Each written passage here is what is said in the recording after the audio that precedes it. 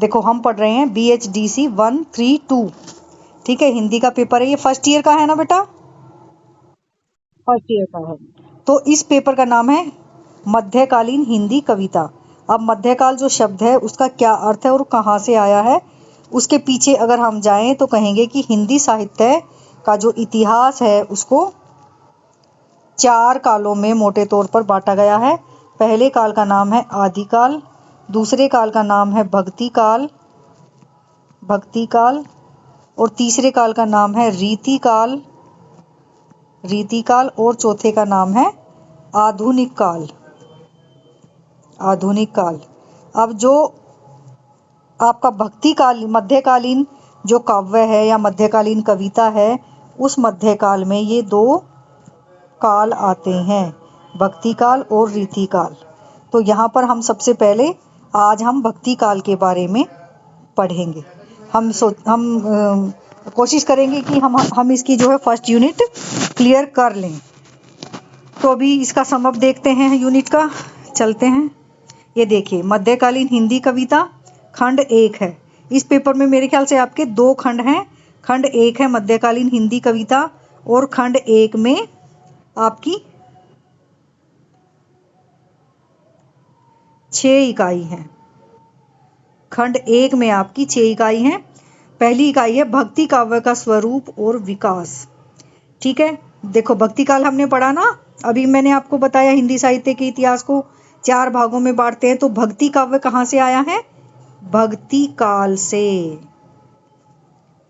ठीक है, अब रीति काव्य कहाँ से आया है, रीति काल से रीति काव्य आया है, इसीलिए मैंने आपको डिवाइड करके बता दिया है। अच्छा, कबीर जी कहाँ आते हैं, कबीर, रविदास, जायसी, मीराबाई, ये जो चारों ही कवि हैं ये हैं भक्ति काल के कवि हैं। अब देखो, कबीर, रविदास, जायसी और मीराबाई सब ने अपने अपनी तरह से भक्ति की है, भगवान की भक्ति की है। किसी ने राम की है, और किसी ने कृष्ण की। हाँ हाँ, कृष्ण की थी। और जायसी थे ये, क्योंकि ये जो है मुस्लिम कवि थे, तो मुस्लिम मान्यता के अनुसार इन्होंने भी भक्ति की थी।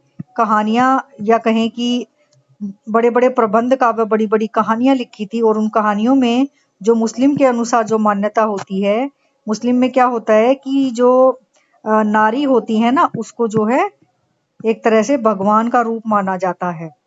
यानी जैसे हम कहेंगे ना आत्मा और परमात्मा, तो हमारे यहाँ पर जो परमात्मा है वो नर के रूप में है, और यहाँ पर इनका नारी के रूप में है। तो इसीलिए इन्होंने अपने पद्मावत में इसका वर्णन किया है, वो हम डिटेल में पढ़ेंगे तब देखेंगे। रविदास जी ने भी भक्ति की है। कबीर और रविदास की जहां तक भक्ति का जो प्रश्न है, वो इन्होंने निर्गुण भक्ति की है। ठीक है, अब हम देखो, अब हम पढ़ेंगे सबसे पहले भक्ति काल इकाई 1 में। अब हम भक्ति के भी अलग अलग रूप देखेंगे। यहाँ पर जल्दी से रब करते हैं और देखते हैं कि भक्ति के कौन कौन से रूप या भेद हमारे सामने आते हैं, या हिंदी साहित्य में भक्ति को अलग अलग किस तरह से बांटा गया है। भक्ति काव्य, आगे चलते हैं।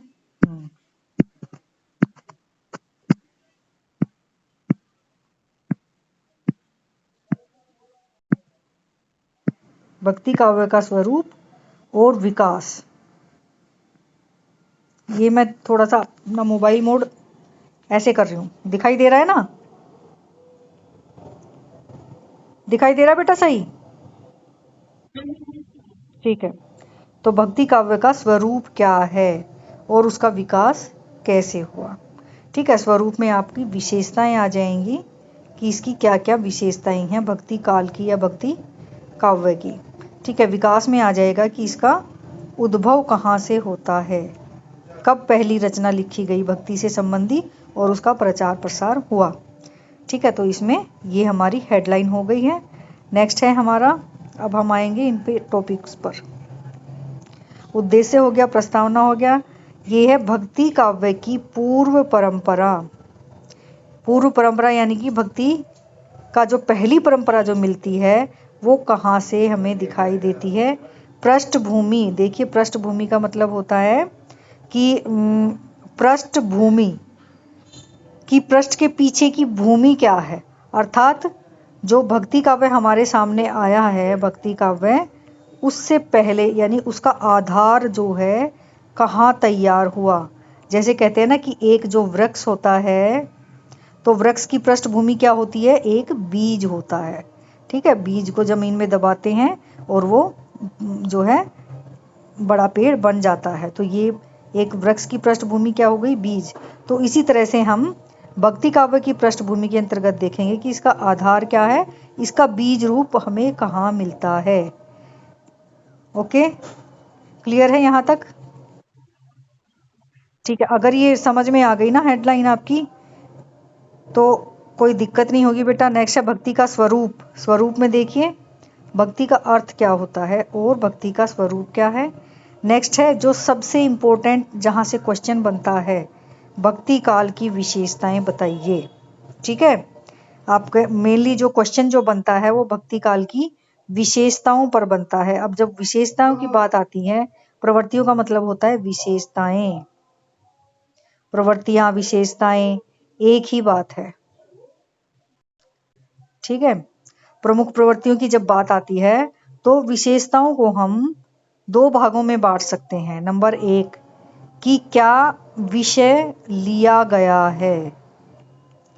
ठीक है, दूसरा, जो विषय लिया गया है, मान लो राम लिया गया है, राम जी को, या कृष्ण जी को लिया गया है, या कबीर जी कहते हैं कि भाई ये जो तुम मंदिर में मस्जिद में जाते हो ना, ये सब बेकार है, यानी कि इन्होंने उस भक्ति का खंडन किया है, ये वो विषय लिया इन्होंने। और साथ में ही विशेषताओं में क्या आ जाएगा? एक तो विषय आ जाएगा, दूसरा आ जाएगा शिल्प। शिल्प का क्या मतलब होता है? शिल्प विधान का, कि उन विषयों को, जैसे राम जी के बारे में उन्होंने कौन सी भाषा यूज की है, राम जी का बखान करने में, कृष्ण का बखान करने में कौन सी भाषा उन्होंने प्रयोग की है। हाँ, खड़ी बोली है, ब्रज भाषा है, अवधि है, ये आ जाएगा शिल्प के अंतर्गत। कि शिल्प के अंतर्गत भाषा आती है, काव्य रूप आता है। देखो काव्य रूप में क्या होता है, काव्य रूप का क्या मतलब होता है? एक मिनट, काव्य रूप ये रहा। काव्य रूप का मतलब होता है काव्य का रूप। जैसे अभी हम क्या देखते हैं, घरों में रामचरितमानस होती है, गीता रखी होती है ना? तो रामचरितमानस का क्या रूप है, काव्य रूप क्या है? कि वहां पर जो दोहे वगैरह लिखे हैं वो गेय शैली में लिखे हैं। गेय मतलब जो गाए जा सकें, गाया जाता है ना आज भी रामचरितमानस को घर घर में। ठीक है, तो वो कैसी शैली है उसकी। इसी तरह से जो गीता है, गीता को गेय शैली में नहीं लिखा गया है, वहां पर आपको पैराग्राफ मिलेंगे, गद्यांश मिलेंगे। गद्यांश मतलब जो पढ़े जाते हैं, पैराग्राफ टाइप में। ठीक है, उसके बाद ये किस में आएगा सारा? हम क्या पढ़ रहे हैं? शिल्प, शिल्प पक्ष क्या पढ़ रहे हैं हम? अब देखो इसमें यहाँ पर बिल्कुल क्लियर है, शिल्प विधान में या शिल्प पक्ष में काव्य भाषा आएगी आपकी, काव्य रूप आएगा आपका। छंद विधान, छंद होते हैं, आपने 12th तक पढ़े होंगे कि छंदों का प्रयोग किया जाता है। जैसे हम पुरानी चौपाइयाँ पढ़ते हैं, श्री गुरु चरण सरोज रज, निज मनु मुकुरु सुधारी, बरनउँ रघुवर विमल जसु, जो दायकु फल जारी। फिर शुरू होता है जय हनुमान ज्ञान गुण सागर, जय कपीस तिहु लोक उजागर।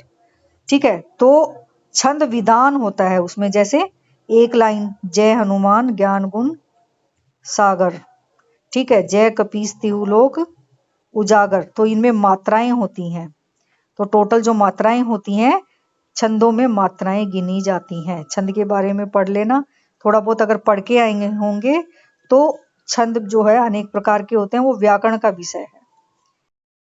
ठीक है, नेक्स्ट है फिर अलंकार। अलंकारों के बारे में जानते होंगे। अलंकार जो है सौंदर्य उत्पन्न करने के लिए काम आते हैं।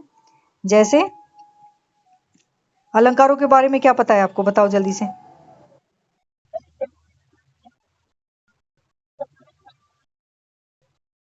एक्सप्लेन करना शब्दों के माध्यम से। ठीक है, जैसे अभी मैं नया नया एग्जाम्पल दूं, धीरे धीरे। ठीक है, धीरे धीरे चलो। तो ये जो धीरे धीरे है, ये हम इस वर्ड पर फोकस कर रहे हैं कि भाई धीरे धीरे चलो। तो यहाँ पर जो है अलंकार है, ध की आवृत्ति 2 बार हुई है, तो यहाँ पर अनुप्रास अलंकार है। ठीक है, इसीलिए इसी तरह से अलंकार भी अलग अलग होते हैं, अलग अलग नाम होते हैं, और ये सब किस में आते हैं? शिल्प विधान में। नेक्स्ट है बेटा काव्य रस। देखो रस, रस की अभिव्यक्ति प्रत्येक काव्य में होती है। आपने धारावाहिक फिल्में वगैरह देखी होंगी, नाटक पढ़े होंगे, तो उसमें जो है रस वीर रस होता है। किसी में वीर रस होता है, किसी में करुण होता है, दुख की अभिव्यक्ति। जब दुख का सीन आता है तो करुण होता है, घृणा का होता है। ठीक है, रौद्र रस होता है कि जो भगवान शिव थे अपने रौद्र रूप में आ गए थे, तो यहाँ पर रौद्र रस हो गया। समझ रहे हो? समझ पा रहे हो? ठीक है, तो ये हो गया शिल्प पक्ष। तो शिल्प पक्ष में ये इतना आ जाएगा। और जो हमारा दूसरा पक्ष था उसमें आ जाएगा हमारा विषय, कि भक्ति का विषय लिया है और उसके अंतर्गत भी किसकी भक्ति की है और कैसे की है, सगुण की है या निर्गुण की है।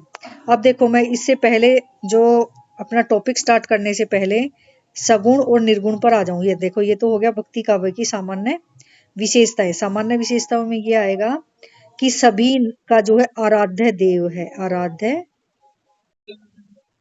ठीक है, क्योंकि देखो हम अपने घर में भी जब पूजा करते हैं तो सभी का कोई ना कोई आराध्य देव होता है। ठीक है, आराध्य देव है, गुरु होते हैं। ठीक है, आराध्य देव है, उसकी भक्ति की जाती है, उसकी प्रशंसा की जाती है। वो जो उसने जो कहा है वो जो है उन बातों को दोहराया जाता है, पाठ किया जाता है उनका।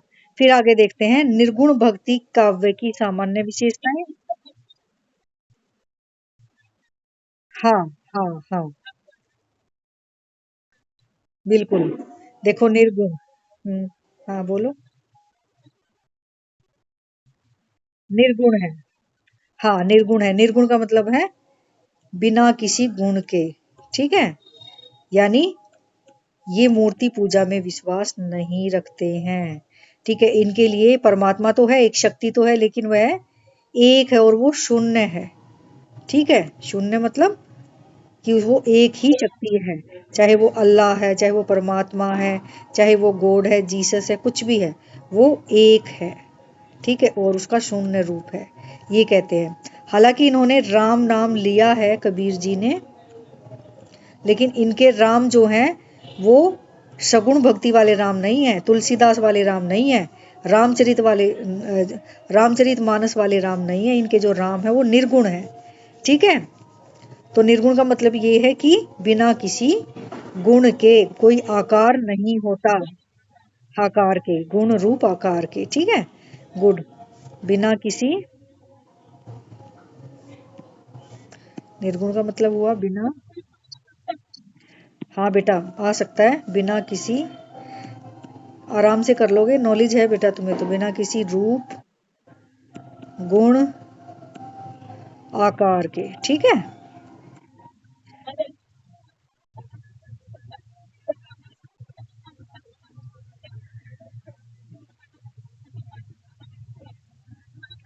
हाँ मैं बता दूंगी अभी। देखो सगुण भक्ति है, सगुण भक्ति लिख दोगे जिसमें कि रूप होता है, भगवान का गुण होता है और आकार होता है। जब, हाँ कर्म कांड होते हैं, पूजा पाठ होती है, यानी कि ये मूर्ति पूजा के समर्थक हैं।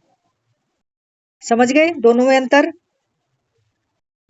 ठीक है, अब ये मेरे ख्याल से बेटा कवर हो गया है हमारा, समाप्त हो गया है। अब मैं तुम्हें बताती हूँ कि क्वेश्चन किस तरह से आएगा और आपको किस तरह से छोटा क्वेश्चन लिखना है और किस तरह से बड़ा क्वेश्चन लिखना है। अभी ये और कर लेते हैं, चलो। भक्ति काव्य का विकास, विकास में ज्ञानाश्रयी शाखा आती है। ज्ञानाश्रयी शाखा होती है ज्ञान के माध्यम से ईश्वर की प्राप्ति, ज्ञान के माध्यम से, जैसे शास्त्र ज्ञान, शास्त्र ज्ञान पढ़ना, तो ये आ गया ज्ञान, ज्ञानाश्रयी शाखा।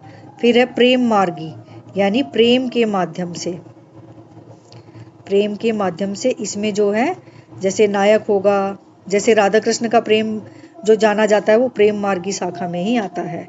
ठीक है, आगे कृष्ण भक्ति शाखा हो गई, राम भक्ति शाखा हो गई। प्रेम के माध्यम से ईश्वर को प्राप्त करना ये प्रेम मार्गी शाखा में आता है।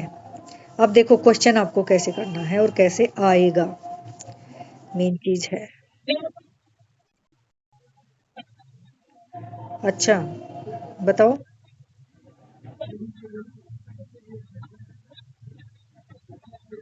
अच्छा तो इसमें इसी इसी का है ये, इसी इसी पेपर का है?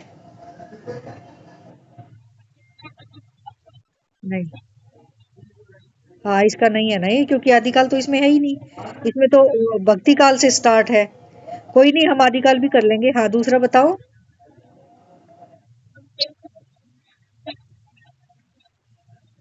हम्म। नेक्स्ट बताओ। भक्ति काल का हो तो बताओ, भक्ति काल का क्वेश्चन।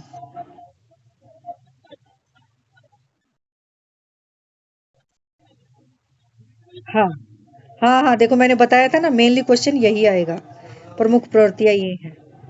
ठीक है, देखो कोई भी क्वेश्चन आता है इसमें से, इस यूनिट में से कोई भी क्वेश्चन आता है, क्वेश्चन तो एक ही आएगा।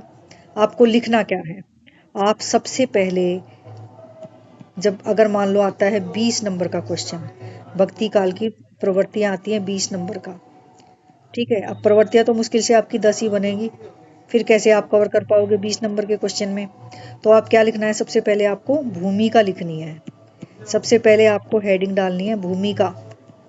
ठीक है, भूमिका में आप क्या लिखोगे कि हिंदी साहित्य के इतिहास को 4 कालों में बांटा गया है, जैसा कि मैंने ऊपर बताया था स्टार्टिंग में। ठीक है, और इन 4 कालों के, हाँ ये 4 काल हैं। इनमें से भक्ति काल जो है वह दूसरे नंबर का काल है, और इस काल में भक्ति की प्रधानता रही, इसीलिए इसको भक्ति काल के नाम से जाना जाता है। ये आपका हो गया इंट्रोडक्शन, 5 6 लाइनों में। फिर आप ये भी लिख सकते हो इंट्रोडक्शन में ही कि भक्ति काल की भी अनेक धाराएं चली, जिनमें से 2 धाराएं हैं सगुण भक्ति काव्य और निर्गुण भक्ति काव्य। निर्गुण भक्ति काव्य में जो ईश्वर की जो प्रधानता होती है या ईश्वर की जो उपासना होती है, उस ईश्वर का जो है कोई रूप गुण आकार नहीं होता, और इसके प्रमुख कवि कबीर हैं। सगुण भक्ति काव्य में रूप गुण आकार होता है परमात्मा का, ईश्वर का। बेटा अपना माइक ऑफ कर लो बच्चे। ठीक है, और इसके जो प्रमुख कवि हैं वो सूरदास जी हैं।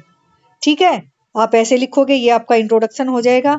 उसके बाद अकॉर्डिंग टू क्वेश्चन आप अपना फर्स्ट पैराग्राफ हो गया आपका इंट्रोडक्शन का, जो मैंने आपको बताया।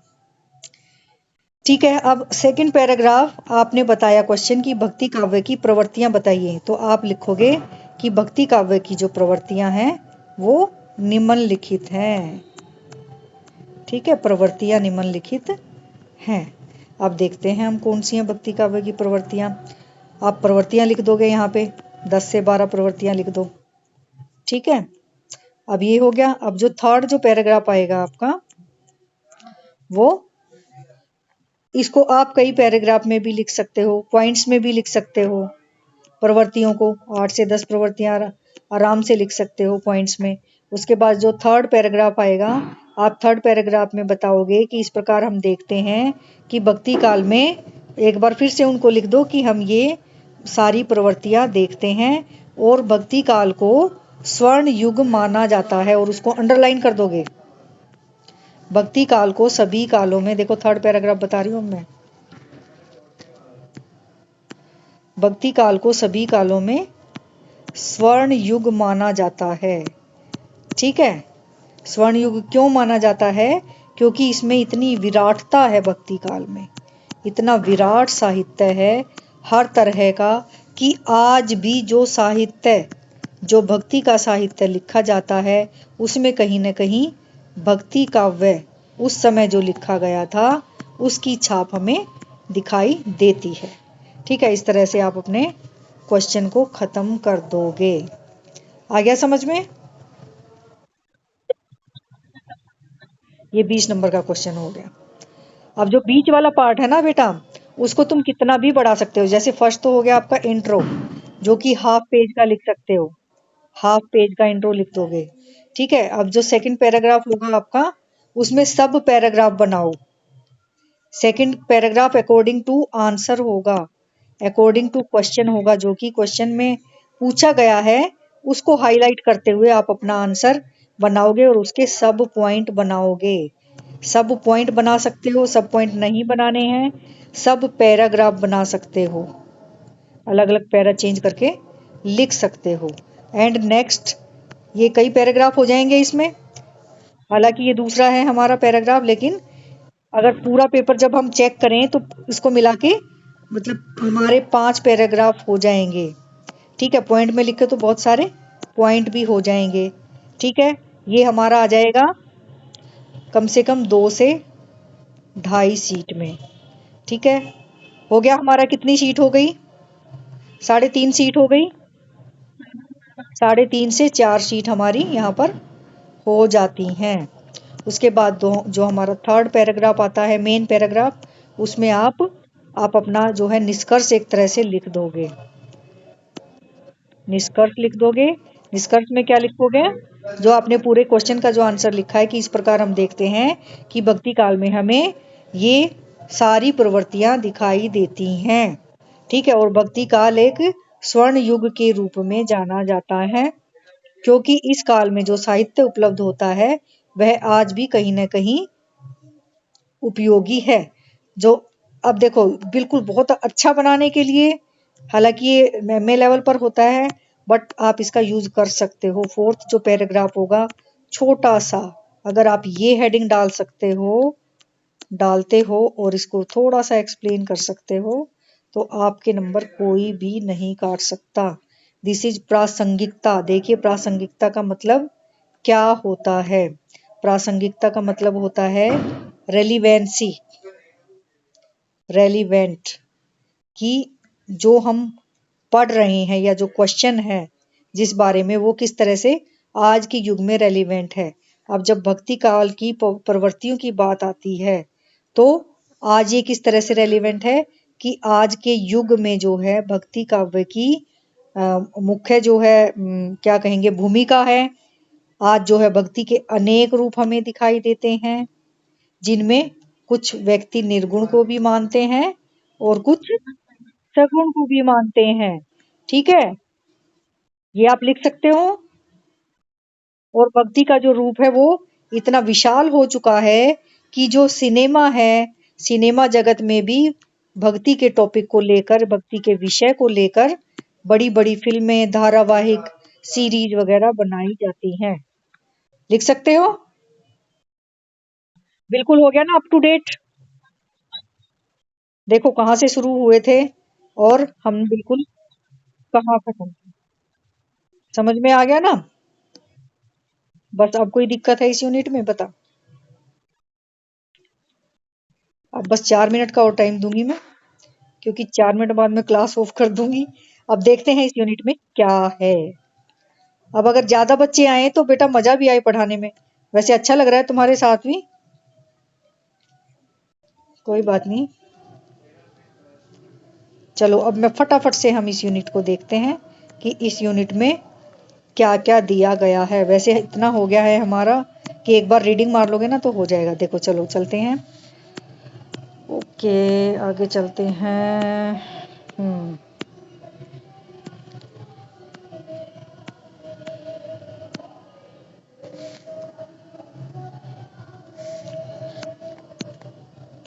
देखिए भक्ति काव्य की पूर्व परंपरा, ये मेनली कम ही आता है। ठीक है, पूर्व परंपरा में जो समाज में प्रचलित है कि ज्ञान मार्ग है, भक्ति मार्ग है और कर्म मार्ग है। हाँ, ये धर्म ज्ञान से संबंधित है। जैसे कुछ लोग कहेंगे कि भाई ज्ञान प्राप्त करो, कुछ कहेंगे बस भक्ति करो भगवान की, और कुछ कहेंगे अरे कुछ मत करो बस अपने कर्म अच्छे रखो। तो ये वहीं पे ये वही बात यहाँ पर दे रखी है। नेक्स्ट है दक्षिण भारत में भक्ति साहित्य। देखिए दक्षिण भारत में भक्ति साहित्य का उदय हुआ सबसे पहले होता है। ठीक है, दक्षिण भारत में, साउथ में होता है। हाँ देखो इसमें क्या है कि दक्षिण में जब होता है तो दक्षिण में इससे पूर्व वहां बौद्ध और जैन धर्म का प्रभाव था, किंतु बाद में नंबर पहला पॉइंट है हमारा, उदय होता है दक्षिण से। ठीक है, इससे पूर्व यानी दक्षिण से पूर्व जो है बौद्ध और जैन धर्म का प्रभाव था। बाद में शैव और वैष्णव, ये जो है इनकी आपस में लड़ाई भी रहती थी। जो वैष्णव हैं वो मानते हैं नारायण जी को, और जो शैव हैं वो मानते हैं शिव को। तो इनका आपस में विरोध एक तरह से पहले होता था या दिखाया गया है। फिर देखो आगे आगे क्या हुआ, धीरे धीरे इनका प्रचार होने लगा, वैष्णव साहित्य का और शिव साहित्य का, दोनों का। तो क्योंकि साउथ में जो है तमिल, मलयालम ये सारी भाषाएं चलती हैं, तो तमिल साहित्य में हम आडियार या आलवारों की जो परंपरा देखते हैं वो भक्ति साहित्य से ही संबंधी है। Fourth point. ठीक है, नेक्स्ट है, उसके बाद आप लिखोगे, सबसे पहले अगर हम बात करें कि ये भक्त कौन से भक्त, आलवार। आलवार भक्त कवि अधिकतर निम्न वर्ग के व्यक्ति थे। जैसे कबीर जी को भी कहा गया है, कबीर जी हैं, रविदास हैं, धन्ना है, पीपा है, ये सारे जो है भक्त कवि ये निम्न वर्ग के थे और उनमें अशिक्षित भी थे। किंतु इन्होंने ही भक्ति को सर्वप्रथम सामान्य जनजीवन के स्तर तक ला दिया। ठीक है, ये आपका फिफ्थ पॉइंट हो जाएगा। आलवार संतों का जिक्र करोगे आप कि जो भक्ति का जो प्रारंभिक रूप है वो आलवार संतों द्वारा प्रारंभ किया गया और ये अशिक्षित थे। आगे जाके इन्हीं की परंपरा में कबीर जी हुए। देखो अब अडियारों के जो इष्ट देव थे वो शिव थे। इसको आप लिख भी सकते हो और नहीं भी लिख सकते, यानी कि शैव, शैव जो वर्ग था वो था, शिव थे। इसीलिए शिव को आदि भगवान बोला गया है, आदि योगी बोला गया है। उसके बाद देखो आती है, उसके बाद देखो प्रचार कैसे हुआ। हेडिंग डाल रही हूं मैं, प्रचार कैसे हुआ आपकी याददाश्त के लिए। कौन सा पॉइंट है ये, सातवां। दक्षिण में विद्यमान भक्ति की परंपरा ही 13वीं-14वीं सदी में अखिल भारतीय आंदोलन, अखिल भारतीय मतलब पूरे भारत में, ठीक है, संपूर्ण भारत में, भारत के प्रत्येक कोने में एक आंदोलन के रूप में विकसित हो गई। ठीक है, तो ये हमारा क्या हो गया, ये देखो, यानी भक्ति का जो उदय है वो कैसे हुआ ये हमने इसमें पढ़ा, पूर्व परंपरा या इसका उद्भव कहाँ से होता है। समझ गए, दक्षिण से होता है। ठीक है, और जो है भाई बौद्ध और जैन साहित्य थे इससे पहले, फिर शैव वैष्णव आए, फिर तमिल साहित्य में आलवार आए, और आलवार जो थे वो उनका जो समय था 12वीं शताब्दी था, 12वीं शताब्दी तक हम देखते हैं। फिर उसके बाद जो है आलवारों ने ही प्रथम भक्ति की रचना जो है लिखी, और इन आलवारों से ही आगे जाके देखो इनका समय जो था वो 12वीं शताब्दी तक था, और 12वीं से फिर आगे बताया गया है कि 13वीं-14वीं शताब्दी तक उसका इतना प्रचार प्रसार हो चुका था कि वह संपूर्ण भारत में भक्ति की धारा चल पड़ी। क्लियर है यहाँ तक। ओके, भक्ति साहित्य पर अन्य प्रभाव ये देख लेना आप। पृष्ठभूमि मैंने इसमें बता दिया है, यही इसकी पृष्ठभूमि है। यहाँ पर अलग अलग विद्वानों ने अपने अनुसार इसकी पृष्ठभूमि को बताया है। अब हम जो मेन मेन जो टॉपिक है वो देख लेते हैं।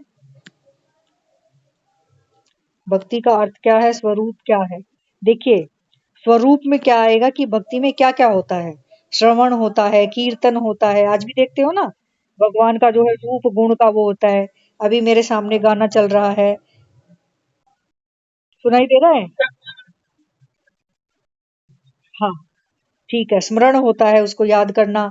ठीक है, ईश्वर के चरणों की सेवा करना, उसके चरण धोते हैं, जैसे कंचक हम करते हैं जब माता का, तो जब जो लड़कियां आती हैं उनके हम चरण धोते हैं। तो ये क्या है, ये भक्ति के स्वरूप है, साधन है। ठीक है, 9 साधन बताए गए हैं यहाँ पर। वंदन, वंदना करना, दास से अपने आप को जो है दास भाव से, हे भगवान मैं तो दीन हूँ, ठीक है, मैं तो बहुत दुखी हूँ, और भगवान को अपना स्वामी मानना। और एक प्रकार की भक्ति होती है सख्य भक्ति, कि ईश्वर को अपना दोस्त मानना, बंधु मानना, मित्र मानना, जैसे कि मीरा जी ने, जैसे कि मीरा ने की थी, ठीक है। आत्मनिवेदन करना, ईश्वर के चरणों में सर्व से अर्पित कर देना, समर्पण का भाव होता है कि भाई भगवान जो करेगा ना तू ही करेगा, और जो तू करेगा ठीक करेगा। ये होता है आत्मनिवेदन का भाव। तो ये भक्ति के 9 साधन हैं। नेक्स्ट चलते हैं जल्दी से। क्या है? ये देखो मेन अब हमारा क्वेश्चन का आंसर आता है प्रवृत्तियां या विशेषताएं। ठीक है, सामान्य विशेषताएं हैं। नंबर 1, प्रेम ही परम पुरुषार्थ है, मोक्ष नहीं। प्रेम क्या? भगवान से प्रेम। भगवान के प्रति प्रेम कोलिन्य से बड़ी चीज है, भगवान से भी बड़ा है। भक्त जो है भगवान से भी बड़ा है, ये कहा जाता है। तो ये सामान्य विशेषताएं हैं कुछ भक्ति की। भक्ति के बिना शास्त्र ज्ञान नहीं हो सकता। नाम रूप से भी बढ़कर है। नाम कौन सा? भगवान का नाम, ठीक है। तो ये कुछ विशेषताएं हैं। मेन विशेषताएं, अगर आता है भक्ति काल की विशेषताएं बताइए, या सगुण भक्ति की विशेषताएं बताइए, ठीक है, या निर्गुण भक्ति की विशेषताएं बताइए, तो आप यही लिखोगे थोड़े बहुत डिफरेंस के साथ। सगुण में ये लिख दोगे कि रूप गुण आकार होता है, निर्गुण में रूप गुण आकार नहीं होता। बाकी प्रेम दोनों में होता है, ठीक है। ये भी प्रेम करते हैं ईश्वर से, और ये भी ईश्वर के शून्य रूप से प्रेम करते हैं। तो सबसे पहली जो विशेषता आती है कुल मिला के, अगर भक्ति काल की, सगुण की, निर्गुण की, कोई भी आता है कि किसी की भी विशेषताएं बताइए, तो आपका आंसर एक ही होगा, एंड दैट इज नंबर 1। फटाफट अब मैं कर रही हूं। नंबर 1, ईश्वर के प्रति प्रेम भावना, उत्कट हटा दो अगर मुश्किल लग रहा है तो। ईश्वर के प्रति गहरी प्रेम भावना, बिल्कुल सिंपल वर्ड में लिखो। नेक्स्ट, समानता का भाव। समानता का भाव कि सभी व्यक्ति समान है, कोई भेदभाव नहीं होना चाहिए। कबीर का एग्जाम्पल दे सकते हो, सूरदास का दे सकते हो, ठीक है। और रामचरितमानस में राम का दे सकते हो, झूठे बेर खाए, वो आप आराम से कर सकते हो अपने। गुरु महिमा, तीसरा है गुरु महिमा। गुरु की महिमा करना, यानी देखो कहा गया है कि ईश्वर की जो प्राप्ति है, या ज्ञान की जो प्राप्ति है, या प्रेम भक्ति की जो प्राप्ति है, वो बिना गुरु के नहीं होती। इसीलिए कबीर ने गुरु को महत्वपूर्ण स्थान देते हुए कहा है, गुरु गोविंद दोऊ खड़े काके लागू पाए। गुरु और गोविंद, यानी कि गोविंद कौन? भगवान, ठीक है। एक तरफ भगवान खड़े हैं, एक तरफ गुरु जी खड़े हैं। दो खड़े काके लागू, किसके? किसके पांव लागू? बलिहारी व गुरु की, जिन गोविंद दिखाए। मैं उस गुरु पर बलिहारी हूँ, यानी गुरु का स्थान ऊंचा है। क्यों? क्योंकि गुरु के कारण ही गोविंद की प्राप्ति हुई है, गोविंद के दर्शन हुए हैं, भगवान के दर्शन हुए। तो इस तरह से सभी भक्ति काल में सबने जो है गुरु की महिमा का बखान किया है, या गुरु के स्थान को, गुरु का स्थान ऊंचा माना है। क्लियर है? ओके, नेक्स्ट देखते हैं। शास्त्र ज्ञान की अनावश्यकता, यानी शास्त्र ज्ञान होना जरूरी नहीं है। सिंपल वर्ड में लिखो, शास्त्र ज्ञान का विरोध लिख सकते हो, या शास्त्र ज्ञान होना जरूरी नहीं है। भक्ति काल के सभी कवियों ने कहा है कि भक्ति करने के लिए शास्त्र ज्ञान होना जरूरी नहीं है। इसीलिए कबीर जी कहते हैं, पोथी पढ़ पढ़ जग मुआ पंडित भया न कोई। ये बेटा लिखिए, ये कोटेशन अभी ऊपर भी बताई थी मैंने। एक कोटेशन लिख सकते हो आप, आधी लिख सकते हो उसमें से। ये लिख सकते हो पोथी, और इनको कैसे लिखना है?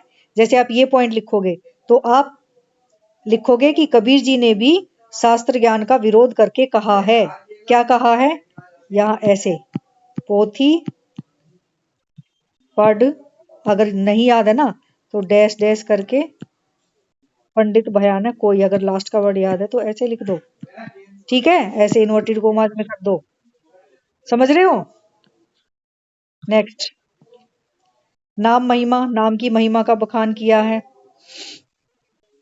नाम नाम क्या? स्मरण होना चाहिए, कीर्तन श्रवण का संबंध, ये सारे जो है इसमें होने चाहिए। अहंकार का त्याग, सभी ने कहा, सभी भक्त कवियों ने, चाहे वो निर्गुण हो या सगुण हो। हाँ, हाँ, लोक जीवन से जुड़ाव। ठीक है, तो इस तरह से ये सारे देखो भक्ति की विशेषताएं आ गई। अब निर्गुण भक्ति की सामान्य विशेषताएं कोई अलग से करने की आपको जरूरत नहीं है। वहीं पे जाके उन्हीं पॉइंट्स को लिख दो और उनमें थोड़ा थोड़ा चेंज कर दो कि यहाँ पर कोई रूप गुण आकार नहीं मानते ये ईश्वर का। बाकी सारी विशेषताएं होंगी इनकी सेम, बाकी सेम मिलेंगी बेटा। एक आध सगुण का भी यही है। ठीक है, ये आपकी हो गई यूनिट खत्म। और बताओ, क्लियर है? हाँ बेटा, देखो शिल्प विधान और करा देती हूँ मैं। शिल्प विधान कैसे आएगा, शिल्प विधान क्या क्या हम रूप देखते हैं। मैं शिल्प विधान मैंने आपको स्टार्टिंग में बताया था कि शिल्प में क्या क्या लिखते हैं। सबसे पहले लिखते हैं काव्य भाषा। अब देखो जब भक्ति काल में हमारे कबीर आते हैं, ठीक है, जायसी आते हैं, सूरदास आते हैं, तुलसीदास आते हैं। यहाँ पर हम बात कर रहे हैं भक्ति काल की विशेषताओं की। तो भक्ति काल की विशेषताएं जब आप लिखोगे तो ऊपर वाली विशेषताओं के साथ साथ दूसरा पॉइंट डालोगे शिल्प विधान, अलग से हेडिंग डालोगे शिल्प विधान। ठीक है, और शिल्प विधान में अलग अलग हेडिंग डाल दोगे। नंबर एक, काव्य भाषा। ठीक है, जैसे कबीर जी हैं जो पढ़े लिखे नहीं थे, तो उनकी जो भाषा है वो सदुक्कड़ी है। सदुक्कड़ी, सदुक्कड़ी या खिचड़ी भाषा भी बोला जाता है। खिचड़ी का मतलब होता है, देखो खिचड़ी क्या होती है, सब कुछ मिला के उबाल देते हैं तो खिचड़ी बन जाती है। इसी तरह से कबीर जी जहां भी गए, जिस भी प्रदेश में गए, वहीं से उन्होंने अपने शब्दों को उठा लिया उसी भाषा से और अपने काव्य में पिरो दिया। ठीक है, अपनी वाणी में पिरो दिया। इसी तरह से अगर हम तुलसी की बात करें, ये रब कर रही हूँ बेटा मैं, तो एक तो हो गई सदुकड़ी भाषा हमारी कबीर की। दूसरी हो गई हमारी अवधि। अवधि में क्या है, अवधि किसने यूज की? तुलसी ने, तुलसीदास जी ने। किसमें करी? रामचरितमानस में। पूरा कर लेना इसको, रामचरितमानस। तीसरी है इसमें ब्रज भाषा। ब्रज किसने यूज की? सूरदास जी ने, ब्रज के थे। ठीक है, ये तो सब जानते ही, कृष्ण का जो साहित्य है वो ब्रज में हुआ था, तो इनकी जो भाषा है वो ब्रज भाषा है। सूर सागर में इन्होंने प्रयोग की थी। सूर सागर इनके ग्रंथ का नाम है जो इन्होंने लिखा था। तो हमारे सामने देखो मेन तो हमारी तीन भाषा आ ही गई हैं। अगर हम बात करते हैं और कौन था भक्त, मीरा जी। मीरा जी की जो भाषा है, मीरा जी कहाँ से थी? राजस्थान से थी। ठीक है, तो उनकी जो भाषा थी वो राजस्थानी थी। राजस्थानी में भी फिर अलग अलग क्षेत्र आ जाते हैं, मारवाड़ी है, ठीक है, ढूंढानी है। तो ये अलग अलग वहां पर क्षेत्र हैं जिनकी अलग अलग भाषा है। तो ये सारे शब्द हमें मीरा की भाषा में देखने को मिलते हैं। तो आप देखो काव्य भाषा में कितने सारे पॉइंट हो गए, हो गए ना। नेक्स्ट चलते हैं जल्दी से। ये हो गया हमारा काव्य भाषा। नेक्स्ट है हमारा काव्य रूप। देखो काव्य रूप, यहाँ पर प्रबंध और मुक्तक दोनों ही तरह का काव्य लिखा गया। प्रबंध का मतलब होता है कि स्टार्टिंग से लेकर एंड तक एक ही व्यक्ति का जिक्र हो, एक ही व्यक्ति की कहानी हो। कौन सी है? अभी दिवाली गई है ना, रामचरितमानस। उसमें क्या है? राम के जन्म से लेके अंत तक का वर्णन है। दूसरी ये तो होती है प्रबंध, प्रबंध काव्य। दूसरा होता है मुक्तक। ये मैं रब कर रही हूँ। दूसरा जो काव्य रूप होता है वो होता है मुक्तक। अब देखो मुक्तक क्या होता है। मुक्तक का प्रयोग किया है सूरदास जी ने। सूरदास जी ने जो कृष्ण की जो भक्ति की है, मैया मोरी में नहीं माखन खायो। कृष्ण का जन्म है और जन्म से किशोर अवस्था तक, यानी जब वो राधा जी के साथ होते हैं, वो बालकपन में थे, वहां तक का वर्णन किया है, पूरा वर्णन नहीं किया। और वो भी टुकड़ों टुकड़ों में किया है। जैसे इन्होंने, तुलसीदास ने तो ये किया है कि भाई ये घटना हुई, राम जी का जन्म हुआ, फिर ये हुआ, बड़े बड़े हुए, फिर ये हुआ, है ना।